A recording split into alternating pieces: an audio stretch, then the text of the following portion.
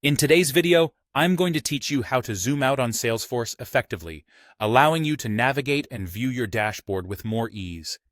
Whether you're drowning in dashboard details or just want to get a better overview of your workspace, this quick tutorial will get you on the right track in no time. Once you're logged in and have access to your dashboard, you're in the perfect spot to start adjusting your view. Now, if you're working with a complex dataset, or your monitor size isn't optimal for the current layout, you'll find that zooming out can make a substantial difference in how you perceive the information displayed. Luckily, you don't need to dive into any complex settings to achieve this. In fact, we can keep things straightforward by using your keyboard. On most systems, zooming out is as easy as pressing the Control key along with the minus key.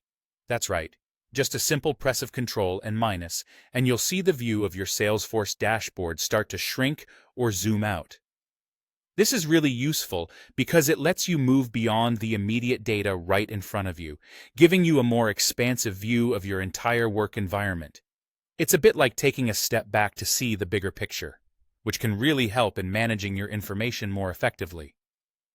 Do keep in mind, though, that the degree to which you can zoom out will depend on several factors, such as your browser settings and the size of your monitor.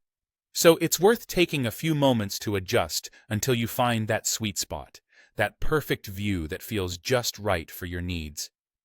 Whether you're aiming for a broader perspective on a massive set of data, or just need a quick overview, zooming out can be your go-to solution. And there you have it. You've successfully learned how to zoom out on Salesforce, a particularly handy skill for gaining a broader perspective on your data.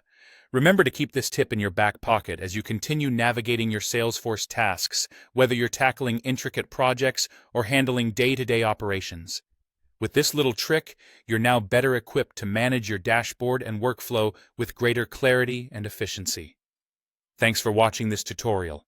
And as always, happy sales forecasting.